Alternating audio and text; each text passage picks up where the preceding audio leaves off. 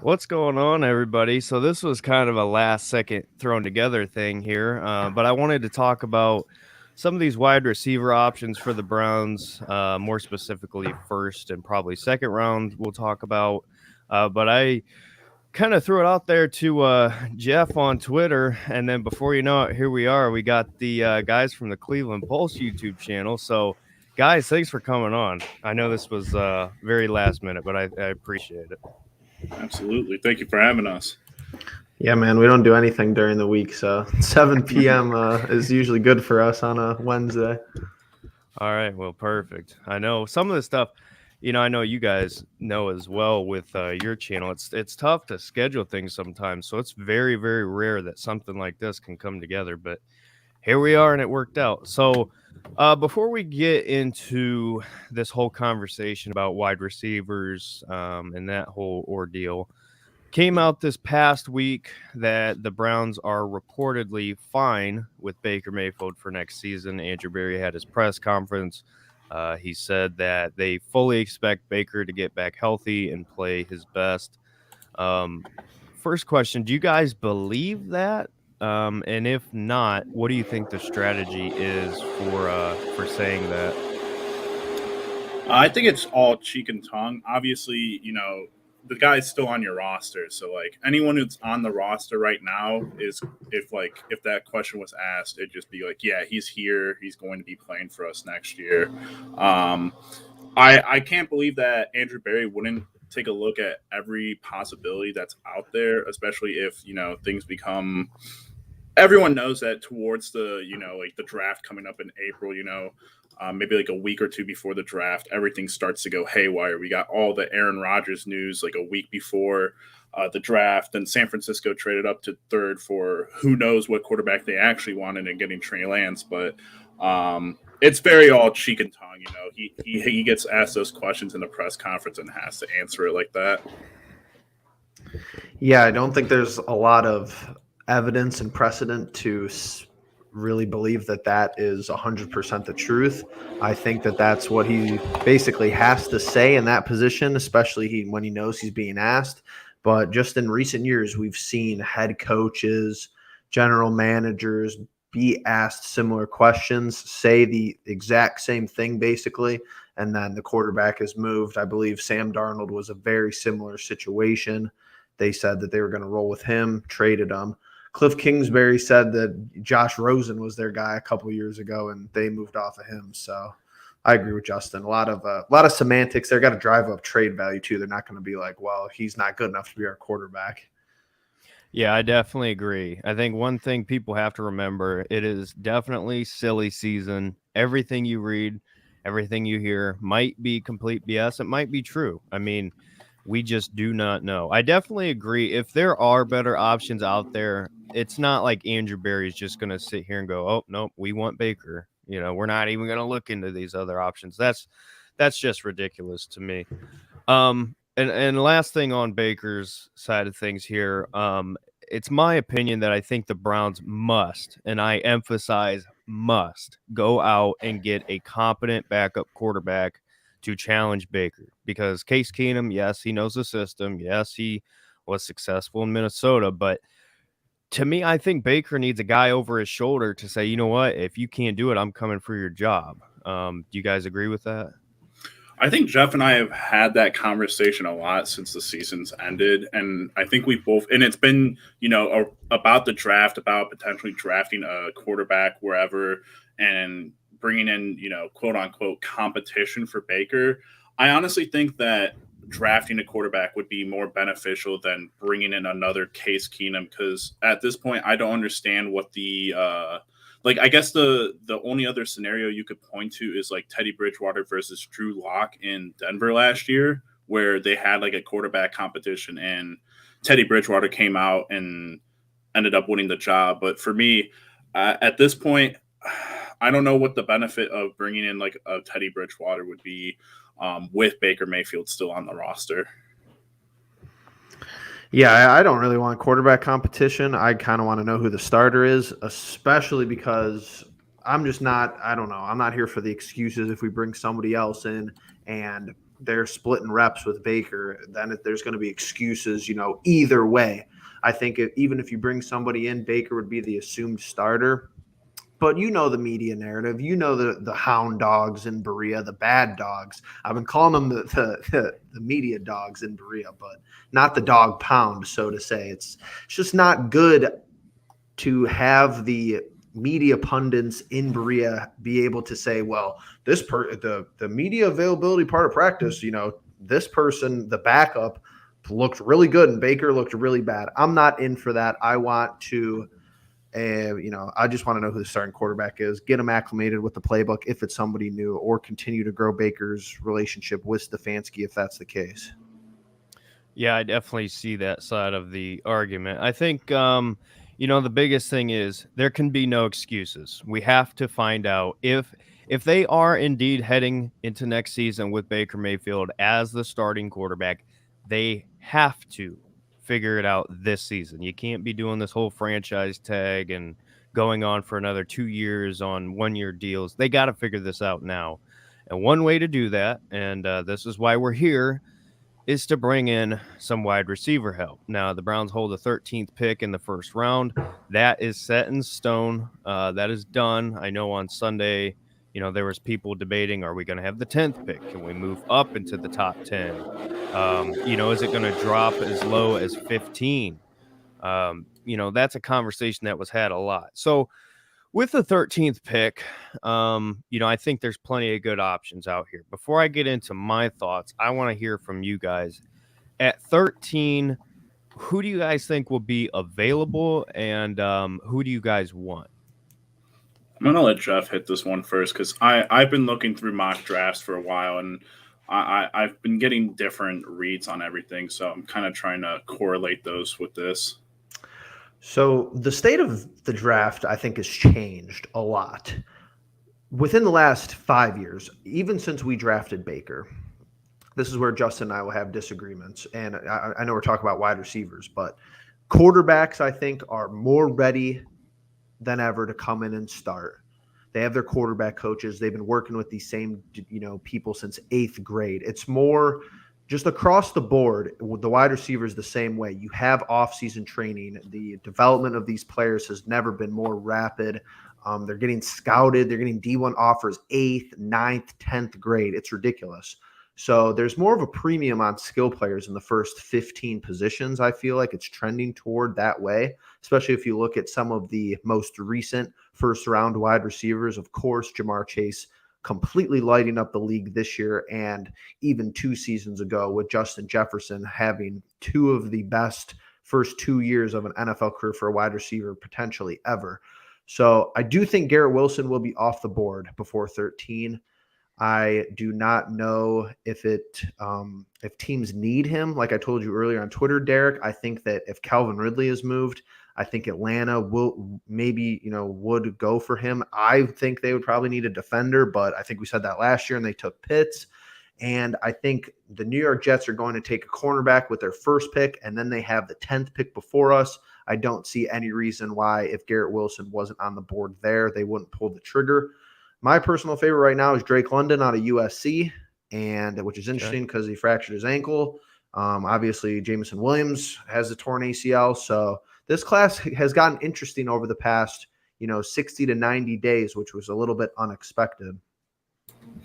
Yeah, I'm sitting here, and Jeff brings up a really great point with just sometimes you get closer and the draft always gets so hectic at some point with these pro days, and Zack Wilson from BYU shoots up from God knows where he was projected before his pro day to be the number 2 pick in front of guys like Trey Lance and Justin Fields, who I thought then and now that they were better than him, and he has a really bad season in New York.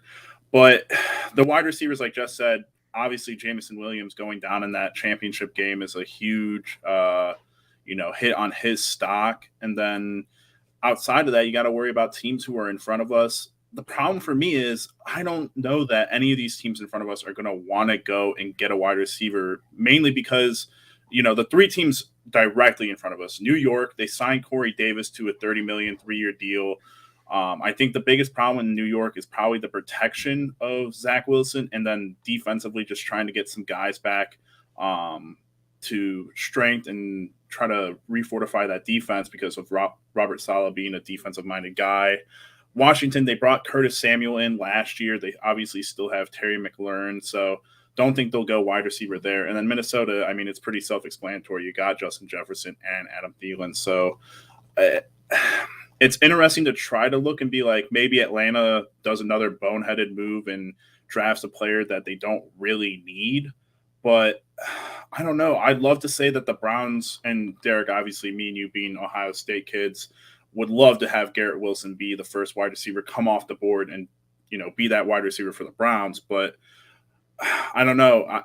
Garrett Wilson's 1, and then Jameson Williams was 1A. So I don't know where I stand in terms of other prospects, mainly because obviously I could talk about Olave, but I think the consensus is that if you're not going to get Wilson, you don't really want to go and take the flyer on Olave that early in the draft. Okay, so I think this is an interesting point here. The Browns sitting at 13, there are plenty of teams in front of us. It's almost similar to, I can't remember what year it was. Was it 2019? Or no, it was 2020 when Jedrick Wills was the draft pick for the Browns at 10. I know a lot of people, including myself, was sitting there hoping and praying to God that somehow Isaiah Simmons fell to the Browns at 10, but it didn't happen. So that is a big factor. Now, looking at a lot of these mock drafts, it's a lot of the same things. It's offensive tackles, whether it be Evan Neal, Cross. There's a couple other guys. The defensive players are going to be the big story of this draft, specifically with Aiden Hutchinson. And then you also have Kayvon Thibodeau out of Oregon. And there's a couple flyer guys. How early is Derek Stingley going to go? Kyle Hamilton. There's a ton of question marks in this draft. But here's what I'll say. As far as 13, I think the Browns got extremely lucky. And I mean extremely lucky, because you're sitting in a spot right now where, to me, and this is honestly what started this whole thing that got us three talking here today, was I put out a tweet saying, I cannot believe that a Browns roster that is this talented, and specifically young talent, is in a position right now to snag, and I said Garrett Wilson. Now, here's my thing. I think the Browns need to get one of two people. I think it's either Garrett Wilson or it's Jameson Williams. Now, I understand that Jamison Williams tore his ACL, and Brian is saying he won't be ready to go until the middle of the season. That is not what I heard. I heard that he will be ready to go late training camp, maybe before the season starts. It's kind of hard to tell with some of these guys, and again, right here, there will be a lot of reaches. And I think especially on the offensive line side of things, there are plenty of teams in front of us right now. You talked about the New York Jets with Zack Wilson. They got to protect these guys. I could say the same thing about Daniel Jones for the Giants. There's going to be a lot of teams that are looking for protection, and we got lucky that this is a good offensive line draft, and there's going to be plenty to go in front of us. So before we get into these specific receivers, I want to ask you guys, do you think that there will be a couple quarterbacks that go ahead of us? Because I think there will be. I think this is something that happens, a few times where everybody says, oh, this quarterback class isn't as good, look at next year. But to me, I think there's going to be a couple teams that jump up there and snag him. I think Washington could be one. I think Carolina definitely is one. I think Denver should. I don't think they will because they get afraid. But what do you guys think about the quarterbacks? And do you think that any of those guys will go ahead of the Browns picking at 13?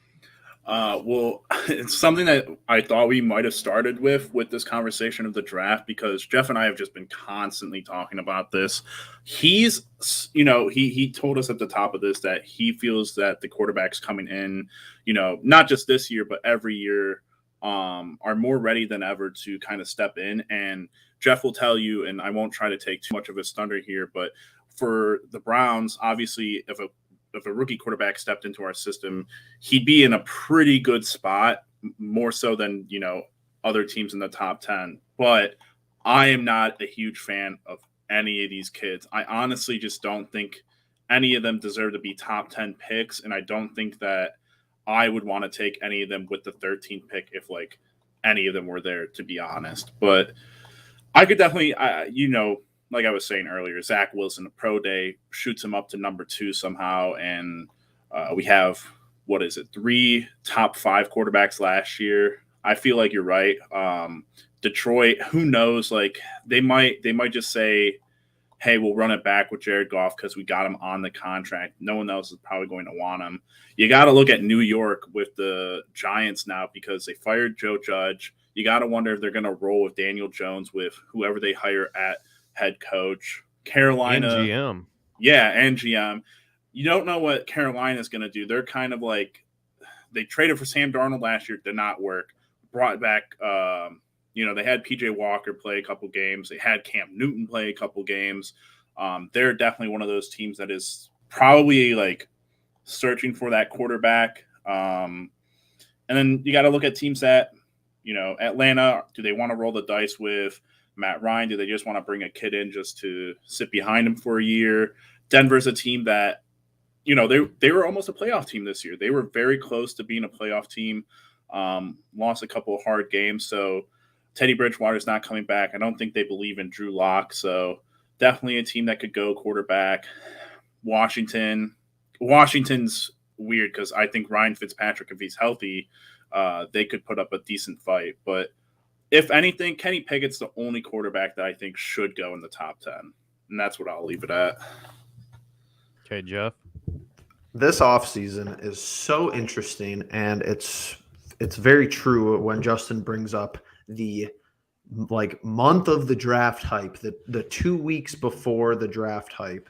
It's just one of those things where people move randomly, not randomly, but they get overhyped. You see their pro day. We saw that last year. He makes a great point with Zack Wilson. But these teams in the first 12 picks before us are nobody needs a quarterback, in my opinion. Obviously, there's a lot of teams that could use one. I feel like that's the name of the whole first round almost, with a lot of positions.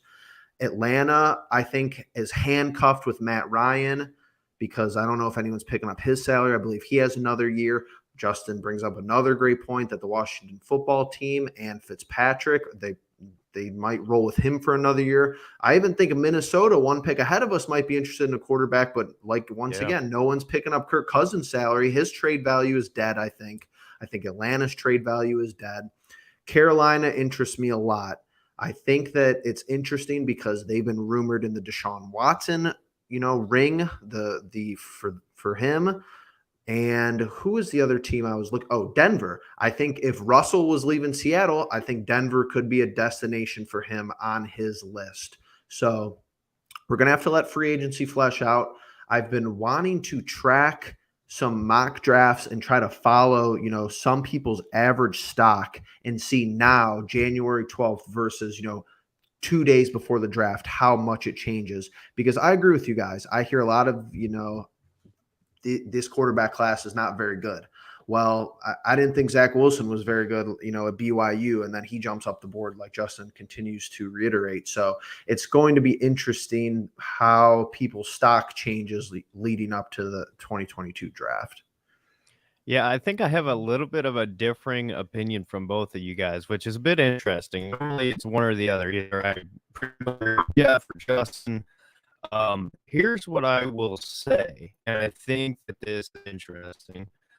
I think that you are going to see 2 to 3 quarterbacks go in the top 10, and one of them will be Malik Willis. And the reason why I say that is because what you see all the time is these guys coming out of college, they go to small schools and they light up a pro day or they light up the NFL Combine. And to me, Malik Willis is the Josh Allen of this draft. And maybe it's not arm-wise because Josh Allen wowed with his arm. Brian says I'm breaking up bad. Am I good?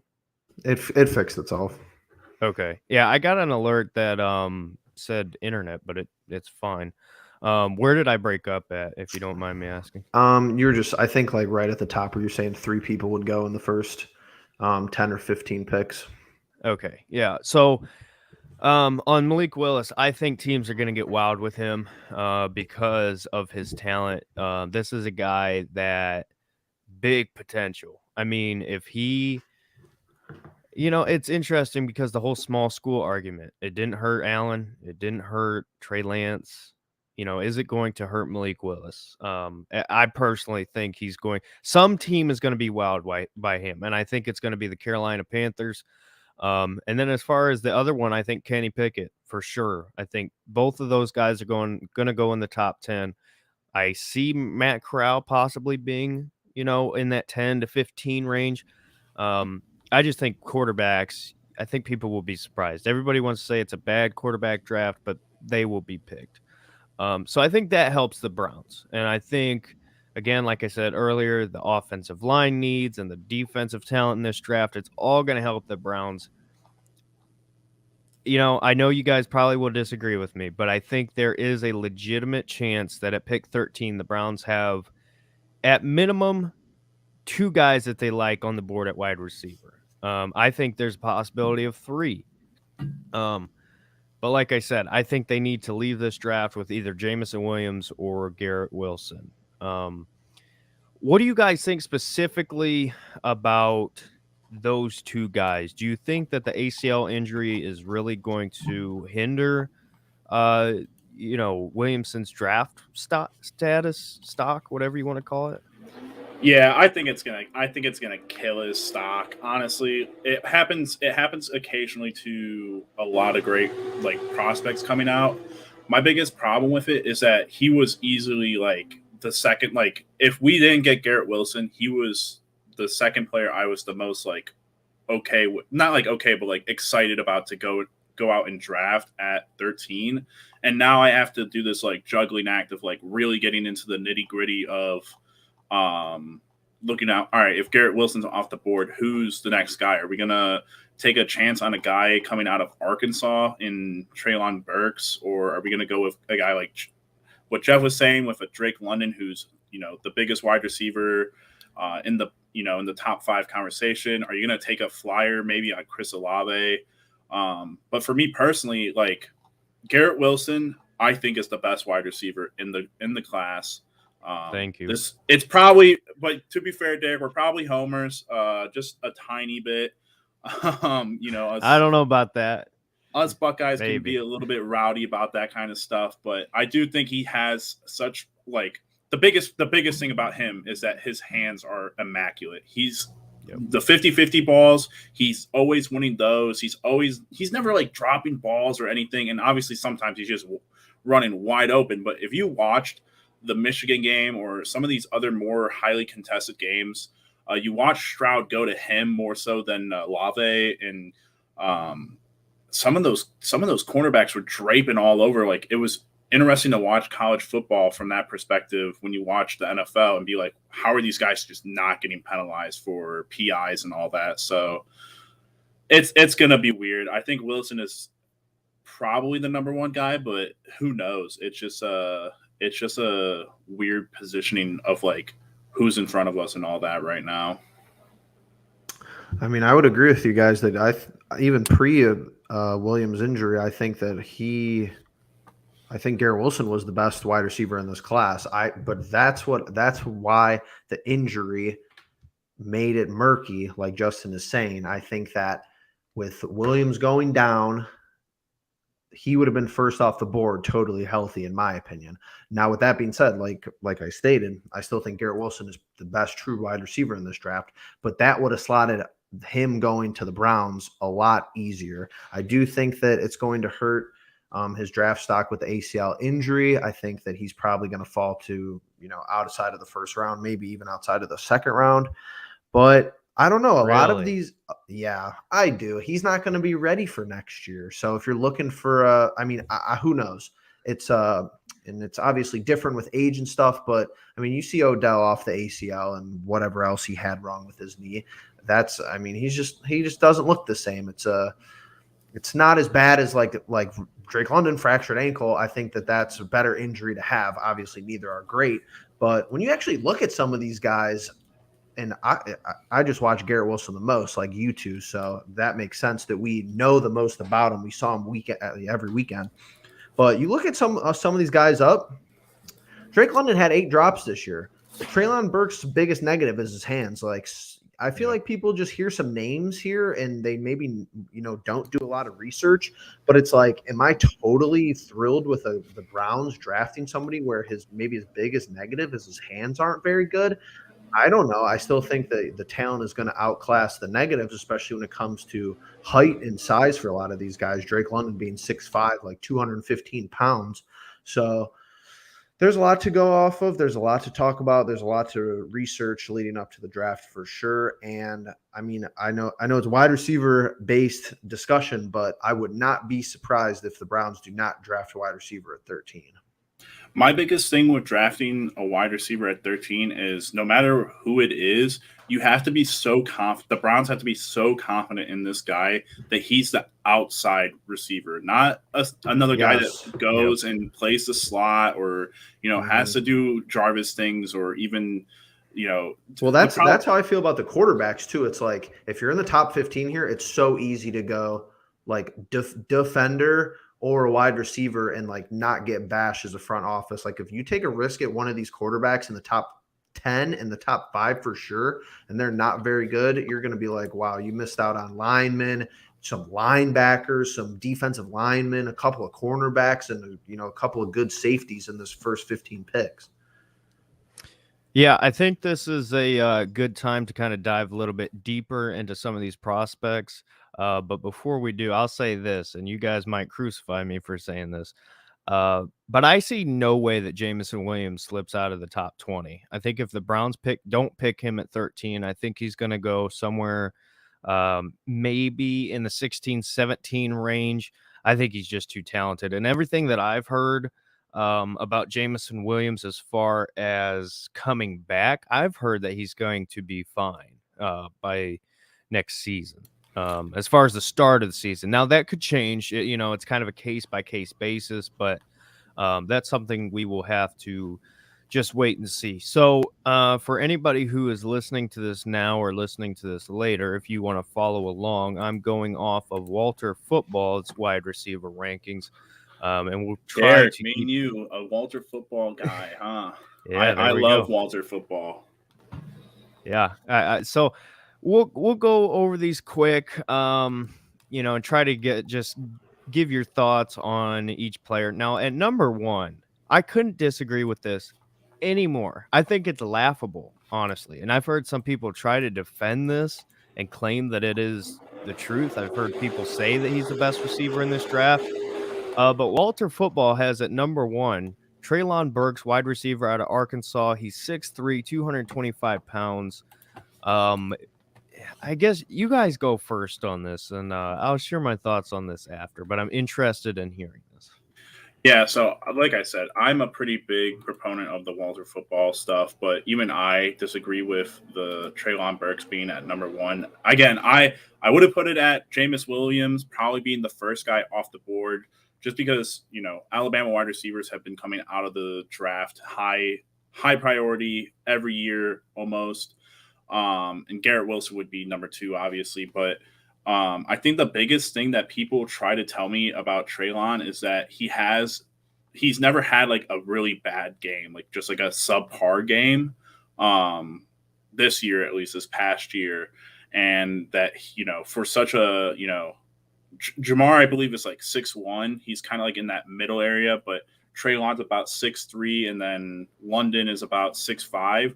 I'm not a huge fan of like super tall wide receivers. I think there's a reason you have tight ends for jump balls and stuff like that. But outside of his, from what I've been able to gather, his 50-50 ball, I'm not really a huge fan of him. It's interesting, but I've seen that his speed and his acceleration are things to be wary of. Jeff? Yeah, I kind of think Treylon Burks is going to be a first couple picks of the second round guy myself. Not that he can be the best wide receiver in this draft, which is interesting and makes it difficult for general managers. So like you could pick somebody and one of these other guys could have a better NFL career. You always run that risk, of course, but there's just so much talent here where it's like you probably can't miss too bad, but are you going to hit the extreme home run? That's where you really have to get into it and really like somebody, especially at 13. He's not my favorite off the board. Not even close, really. I definitely think he could slip to the second round. Kind of some ideas I floated to you. If we don't want to go wide receiver at this first pick, I think we could trade up and get somebody who may be just as good, if not better, than first-round wide receivers in the first couple picks of the second round. Very similar to how we drafted Jeremiah Owusu-Koramoah this previous draft. Yeah, and I've done a lot of, if you want to call it film work, I don't really call it that. I just watch these guys film on YouTube. I don't call that film work, but I just do not understand the hype around Treylon Burks. I mean, the 6'3", 225, he moves very quick for somebody his size. It's it's a good thing, but here's the thing, I think, for Burks. I think he's a solid receiver. I don't think he's what the Browns are looking for right now. But somebody's going to reach on him. And I think it's the same thing that happens every year. You get a guy who's successful in the NFL, like a DK Metcalf, like an AJ Brown, and everybody thinks that just because there's another guy that size, that they're going to be the same thing. Burks was a gadget guy at Arkansas for the most part. It was either bubble screens or vertical routes. To me, he is not NFL ready right now. In my opinion, I think he needs to end up on a team like the Kansas City Chiefs that can kind of use him in a similar role and hopefully develop him over time. But no, to me, as far as 13 goes, that's not even remotely an option for me. Now, at number 2 for Walter Football, they have my number 1, and that's one Mr. Garrett Wilson. I know we've talked about him a little bit now.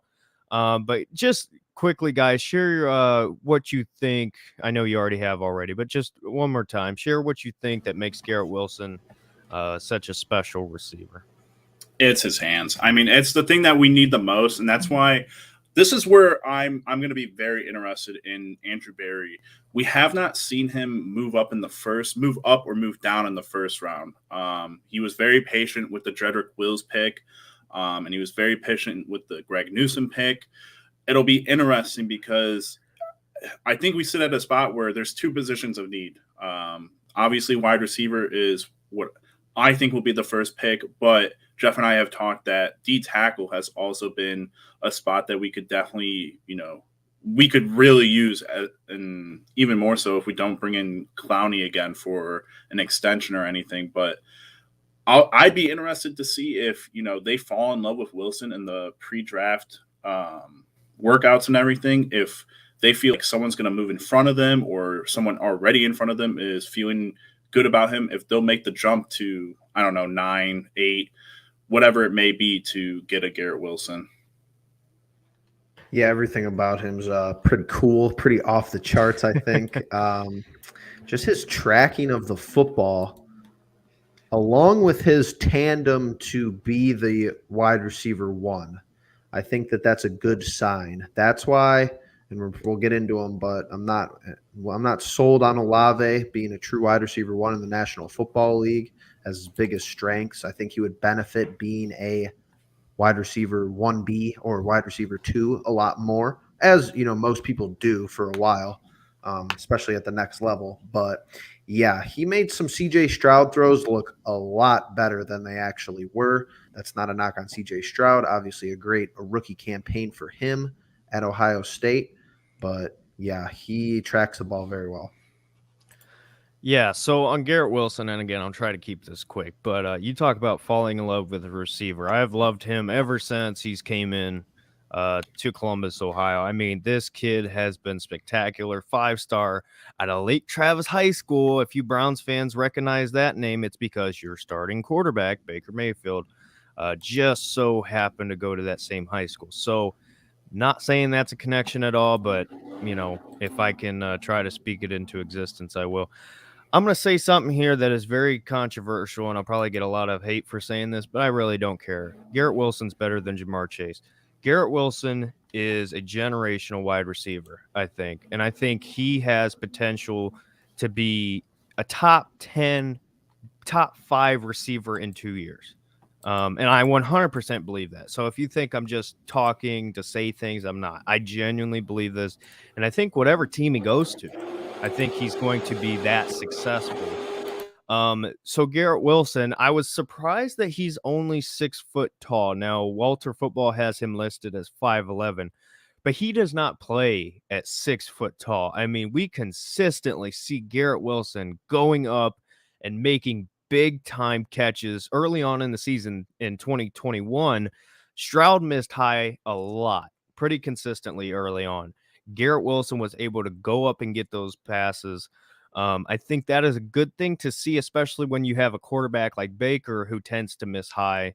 Now a lot of times they're uncatchable, and that's not a knock on Baker. It's just, it's the reality of what we saw this season. So, but as far as Garrett Wilson, tremendous hands. He's fast. His route running is pretty good. He wasn't the best route runner at Ohio State. He was probably the third out of JSN, and then Chris Olave.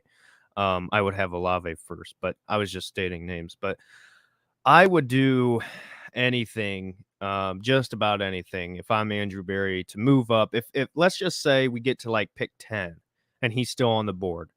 To me, it's worth it to move up and get this guy. I think if you get Garrett Wilson, you have an elite wide receiver number 1 on a rookie deal for another 4 years, and then obviously the 5th year after that. I mean, this guy is incredible, and it's amazing to me how he's not being talked about higher than he is. And maybe I'm too high on him, but I'm so wowed by Garrett Wilson and his skill set and the way he can go up and get balls. He's a guy that is valuable every point on the field, meaning short route, mid-range, and then deep ball, and then especially in the end zone, like you talked about, Justin, the 50-50 balls. We just consistently saw Garrett Wilson making those plays every year at Ohio State. And that's what, to me, makes him the number 1 receiver for me. I think the consistency, the skill set, and his ability. I would love to have Garrett Wilson in Cleveland, Ohio, but we'll have to see. It just kind of depends. Oh, and another thing I forgot to say about Garrett Wilson, the one thing people talk about with a lot of these college receivers, and you guys know from, listening to draft stuff and all that, people say, oh, well, in college, he was wide open all the time. It's easy to make those catches. Like you talked about, Justin, Garrett Wilson has made incredible contested NFL catches consistently and against great talent. There's that play against Clemson his freshman year where he just goes up and makes an insane catch. So to me, I think he's the clear number 1. Now my 1A or 1B, whatever you want to call it, Jameson Williams, they have listed here on Walter Football at number 3. Now, we talked about him, but guys, just give me your quick thoughts on Jameson Williams. I'm stuck between him and a guy that, if we're going to keep going down this list, that we'll get to, at least if we go to 5, Jahan Dotson from Penn State.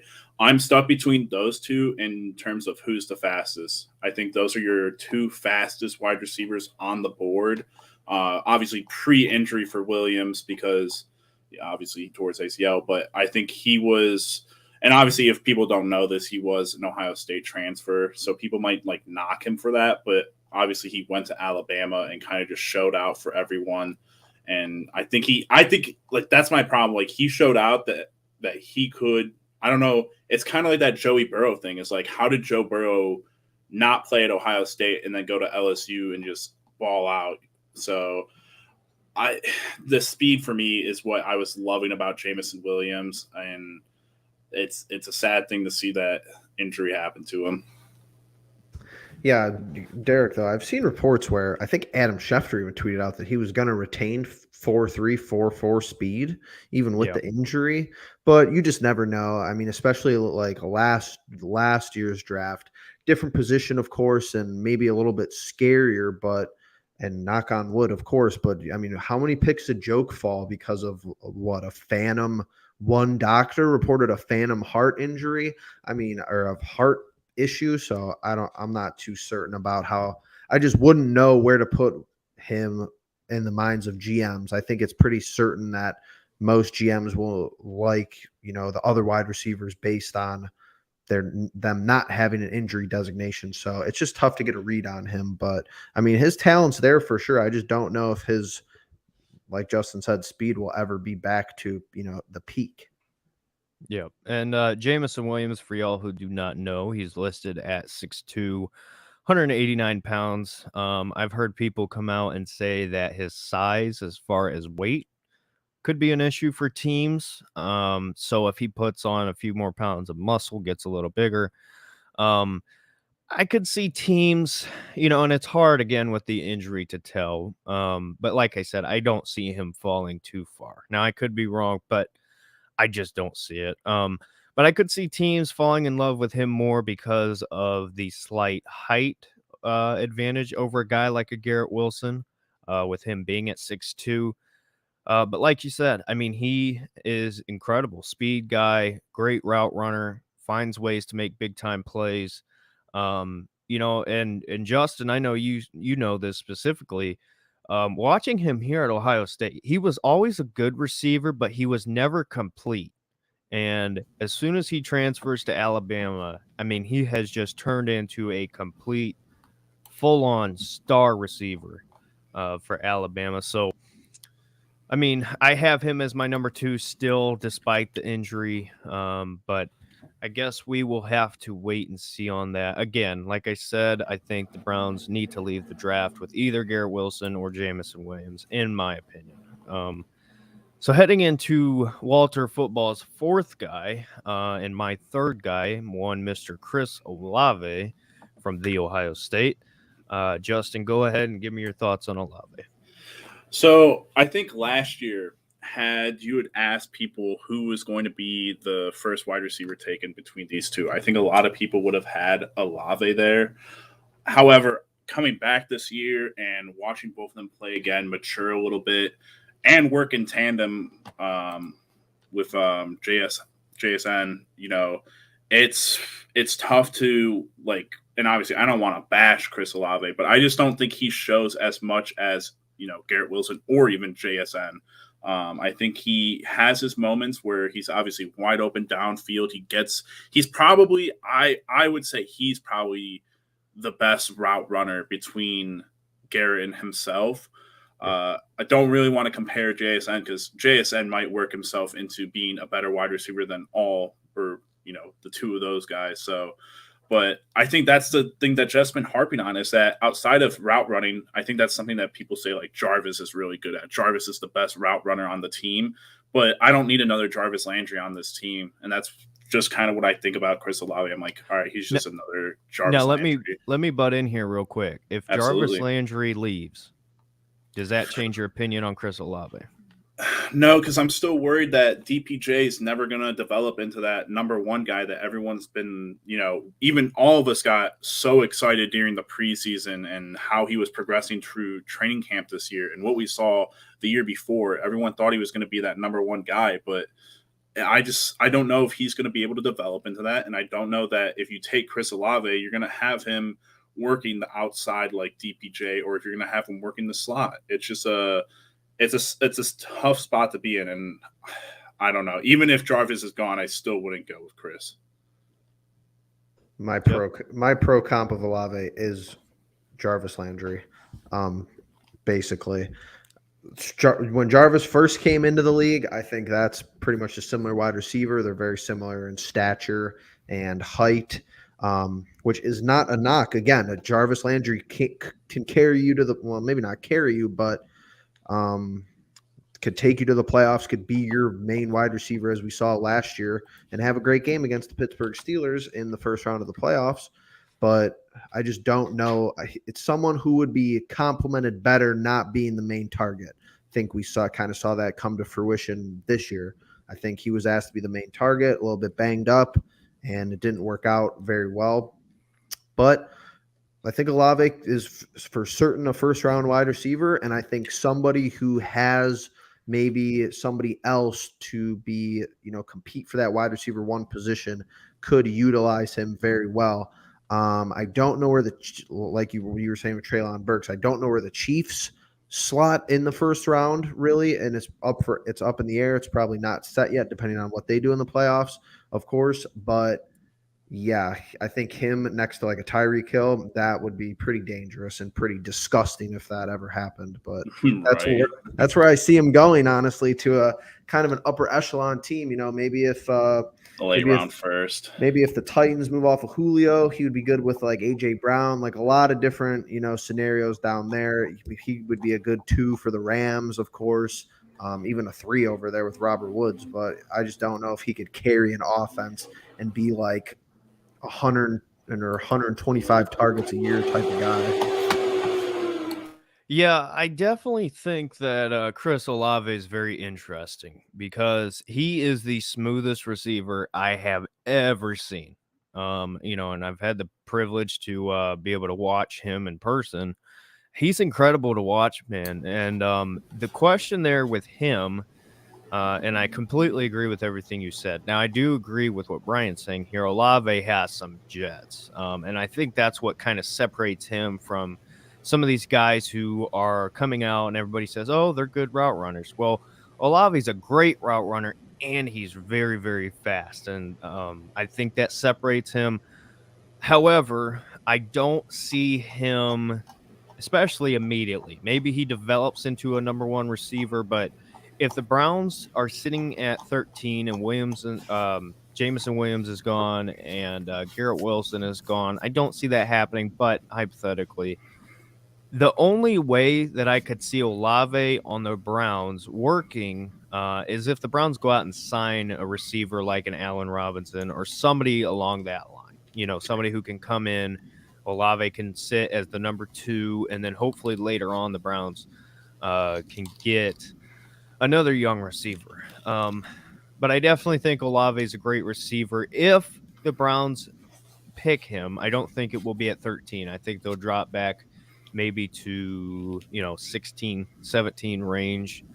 And then I could see that. I think 13 might be a little bit of a reach for him, but I think we will have to see. But yeah, I definitely think Olave is a great receiver, but translating into the NFL is a little bit different. I think that's what. Go ahead. Sorry, I don't mean to cut you off. I think it's exactly like the situation of Odell and Jarvis coming out of LSU at the same time. Like Garrett Wilson is the obvious guy ahead of Olave, but it doesn't mean that Olave is a bad wide receiver. He just has a little less going for him, and it's definitely not knocking him. And the point about him being way faster than Jarvis, yeah, I think a lot of guys are a lot faster than Jarvis, but we've seen Jarvis be very elusive after he gets the ball. And, there are different attributes to every wide receiver. I'd say a lot of these guys are just, in their own way different from one another. But if you're going to go and be like Garrett Wilson or Chris Olave, you're going to have to go Garrett Wilson because he's all around just a better wide receiver than Chris Olave. Yeah, I definitely agree with that. By the way, guys, if you're watching this, go check out the Cleveland Pulse YouTube channel. That's where Jeff and Justin are from. Don't want to forget that. And I appreciate you guys giving all this time here. Now, I have a couple more names I want to run through quick. I don't want to take too much of your time. But the guys that I want to talk about, Jahan Dotson, Wan'Dale Robinson, Drake London, and there was another one. Where's he at? 2 more, David Bell and George Pickens. Now, Jeff, me and you were kind of not going back and forth, but talking about Pickens on Twitter during the national championship game. This is a guy who has number 1 potential. I think that the Georgia offense doesn't exactly get the best out of receivers, and I think he's very underrated. Now he's coming off of injury.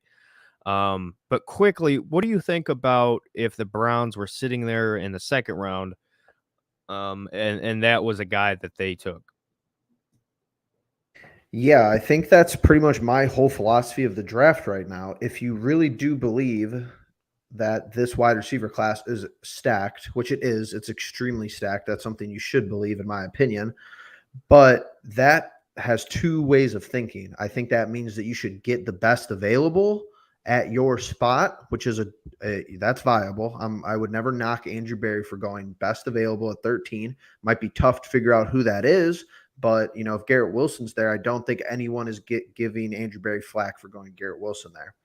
The other way of thinking is if this wide receiver class is so deep, you might be able to get first-round talent in the first half of the second round. Pickens could be that guy. I think Jahan Dotson could be that guy. Some of those names that you just listed could be there in the second rounder.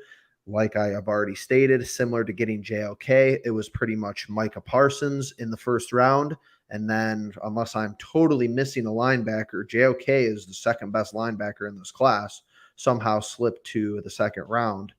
But linebacker position is a little bit different. Obviously, it's kind of taboo to use capital early on a linebacker for some reason, analytics or something else. But a Pickens, a Dotson, if there is better talent available per position at 13, and I've already told Justin this, and I kind of want to put this out there. We just need to trust Andrew Berry. We all agree with that here. If DeMarvin Leal is there at 13 for D tackle, wouldn't be surprised if we took him. If, and that's pretty much the most realistic for me. If Tyler Lindenbaum, the center out of Iowa, is there at 13, wouldn't be surprised if we take him.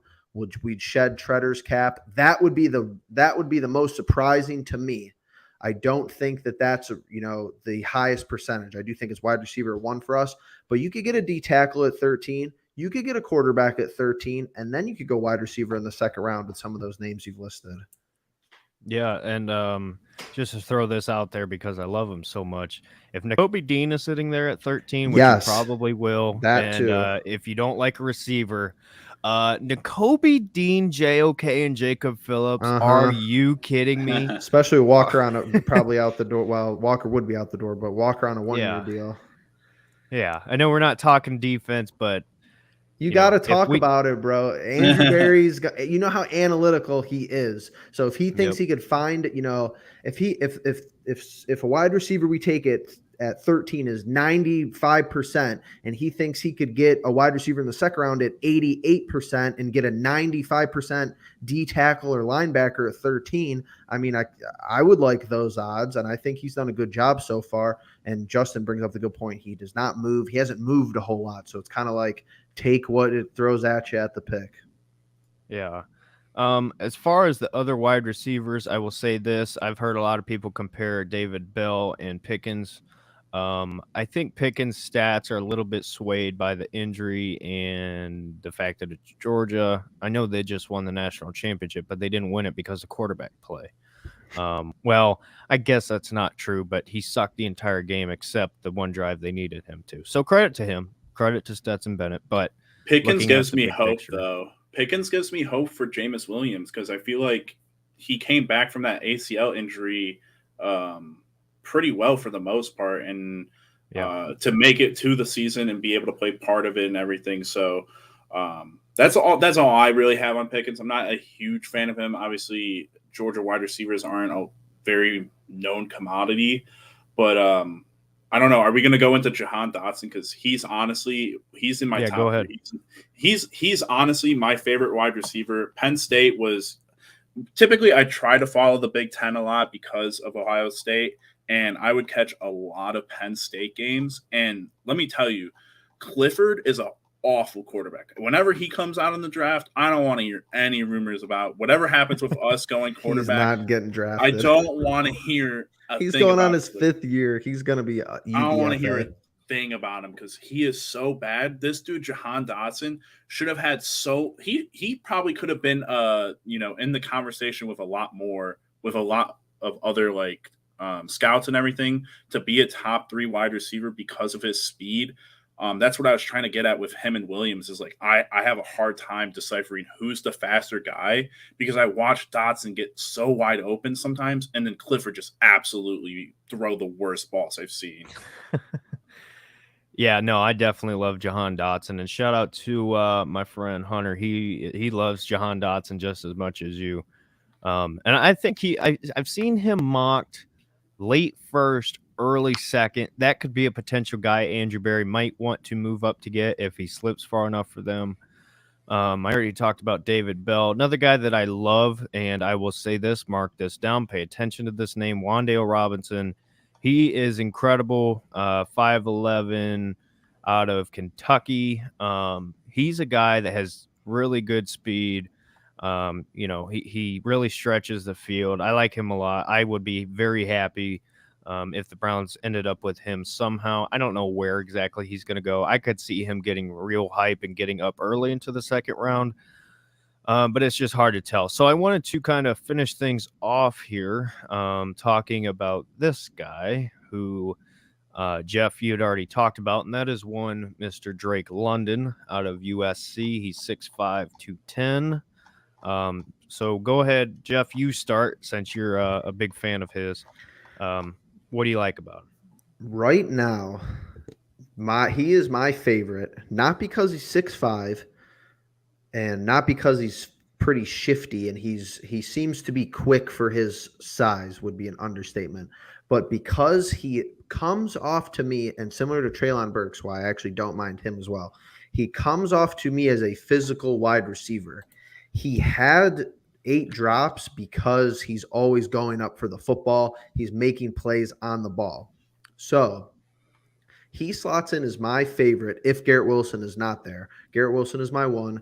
1A would be Drake London, because what I saw develop in the latter half of the season, and maybe ever since the playoff run last year, one, we do not have a lot of separation on plays from wide receivers. There are some plays where wide receivers are open and maybe sometimes they're missed, or, there's a lot of existential circumstances, but you will see dropbacks consistently week in and week out where nobody is open. It happened all year. That's the first issue. The second issue is that I think subliminally refs started to understand this, and this is all, tinfoil hat, but you saw some plays at the end of the year to finish the Packers game and both times against the Ravens. Defensive backs understand that we do not have a dominant wide receiver, and the refs kind of let them play. They kind of let the defensive backs bully our wide receivers. You saw clear holding, pass interference, whatever at the end of the Packers game. And the refs don't blow their whistle because it's like, well, they haven't seen separation all game. So when they see separation, it's kind of like, oh, the Browns wide receiver playing with physicality. It's kind of weird for them. So it's like, I felt like the defense at the end of the year, long story short, were bullying our wide receivers and not getting calls. So I want a big, tall, physical wide receiver who's going to, go up and moss a defensive back and kind of bully people at the line of scrimmage too. So that's why he slots into my favorite, the physicality, the availability to hopefully, be physical at the line of scrimmage and get open. Justin? I don't know how to feel about him. Honestly, when we talk about, the reason why I don't love huge wide receivers is that you don't see Calvin Johnson's every year now. The person that you could compare closest to Calvin Johnson is DK Metcalf. And even him, I don't think he carries his weight well enough to be a person I'd want to go and get to replace anyone on our team, because I don't think he gets a ton of separation. I think he does that thing that Jeff loves where he goes up and he's aggressive and physical with the ball. But I also just watch Garrett Wilson and I'm like, this dude is 6 foot tall. He's getting separation from guys. And when he's not getting separation from guys, when he's in the red zone, he's a jump ball threat no matter what. That's why I've always been a big proponent of, all right, if we're going to run the Kevin Stefanski system, you're going to have to be worried because you might have more tight ends out there than you have wide receivers. And if the one wide receiver you have out there is your best guy, you need him to be fast. You need him to have separation. You need him to be able to do all the things that a number one wide receiver should do. And I just don't know that Drake London does it for me. I'd like to get into him a little bit more film-wise because I haven't watched a ton, but I would still think that he kind of falls into that second round area for me. It's just kind of tough because you also have to evaluate that he broke his ankle, and we'll see if he gets a pro day. Probably not. We won't know what his speed is until we might not even know if he runs a 40 at all when the draft rolls around. So hard to evaluate him from my point of view. Yeah, I like Drake London, but I don't like him for the Browns. And I completely agree, Justin, with what you said. I think the Browns need a receiver who is going to be able to, run routes very well, have good speed, and big playmaking ability. I think that's what you're looking for at wide receiver, especially in this draft specifically. So again, I like Drake London, but as far as, first round for us, looking for a number one receiver, I just don't think he fits the system. I think Garrett Wilson fits the system a little bit more. I think Chris Olave fits the system perfectly, in my opinion, but I don't think that he's the best option for the Browns. And then I think Jameson Williams, I think, fits the system perfectly, along with guys like, Jahan Dotson, Wan'Dale Robinson, like we talked about. So it'll be interesting. It'll be interesting to see for sure. I think that the Browns go out and sign somebody in free agency. But I would not be surprised. And this is what we can wrap up with if you guys want to. I would not be surprised if the Browns go wide receiver with their first two picks. Now, whether if it's Garrett Wilson at 13 or Jameson Williams at 13. And again, I will sell, I'll bet everything I have that Jamison Williams goes in the first round. So anybody who, thinks that he's going to slip into the second, I just don't see it. And if it does, it's going to be the steal of the century, in my opinion. But, and then at the second pick, I think it kind of determines on who the first guy is. Because if the Browns go with Garrett Wilson, then do they look to get a more shiftier, short to mid-range receiver? A guy like a Wan'Dale Robinson. Or do they go the big route and they go for a George Pickens or a David Bell? Would they look to go big? Do you guys think there's any chance that the Browns might go receiver with their first two picks? And do you think style matters for that? Are you talking about like doubling up on wide receivers? Yes, I'm talking about first and second round. The only way I could see that happening is if they cut Jarvis and like you hear rumblings that they won't bring Higgins back. But my biggest thing with Barry in the draft is last year you couldn't get a handle on who we were going to draft with 26. And when you hear about the pro days and the workouts, the private workouts that they do, the one thing that was crazy to me was out of all the wide receivers that we, brought in and everything, I read a report that they loved Anthony Schwartz. It was just like straight up that like they loved Anthony Schwartz. He's like, keep your eye out for him. And as soon as we got out of the second round, I know I was texting with Jeff. I was like, all right, I don't know what the wide receiver position looks like. I took a look, and it was Dimey Brown from UNC and Anthony Schwartz.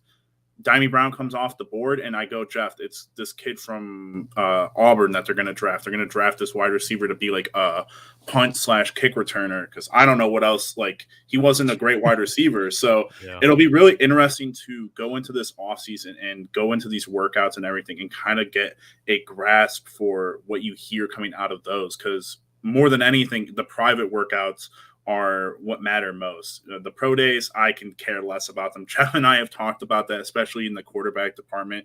We're not going to watch those things. We're not going to pay too much attention to them because everyone typically blows those out of proportion. But the private workouts are going to be where you can kind of gather a lot more information from Andrew Berry on what he might be thinking. And it could lead into, if you hear a name like Drake London, maybe you're thinking, all right, well, maybe he's a second round guy in everyone else's mind. So second round, he'll be a pick. So what's our first round going to pick or first round pick going to be?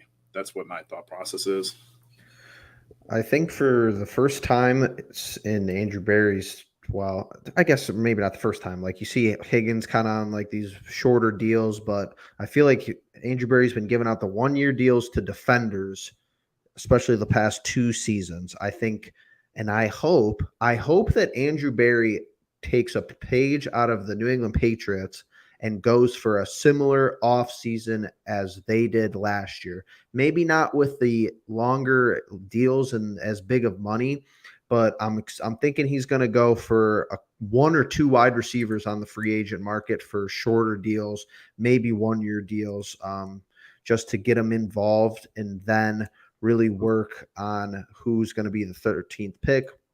Find it hard to believe we go wide receiver first and second round, but I don't know, though. If somebody's there, heavy value in the second round, and they've kind of been glossed over, I wouldn't be surprised. I just think it makes more sense that Barry's going to add people into the offense, maybe on 1-year deals in the offseason. I know that's been controversial with how much we're paying Jarvis not working out, how much we paid Hooper. It hasn't really worked out. And obviously the OBJ situation was a big contending issue. And almost like Kevin Stefanski, like we've said, wide receivers aren't out there very often. So do you really want to use 2 first-round pick or a first and a second on wide receivers?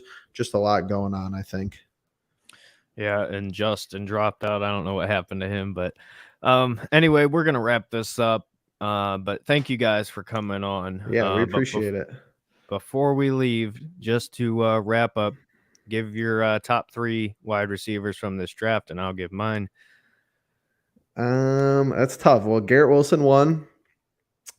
For me, it's Wilson 1, Drake London 2, and Burks 3. I think Burks and London could slip, but I think they're my favorite 3. And I saw Ken Wilson talking about tight end in the 3rd round. Honestly, wouldn't be surprised. Yeah, wouldn't either. Wouldn't be surprised if we did whatever with Hooper to get him off the roster. I don't know. I've been looking at the money with him, and I can't figure out if cutting him makes sense. And I don't know who would want to trade for him. But getting Hooper off the roster, paying Njoku some of money, hopefully that's not ridiculous, and then Homer and me again, maybe drafting Jeremy Ruckert in like 3rd or 4th or 5th round.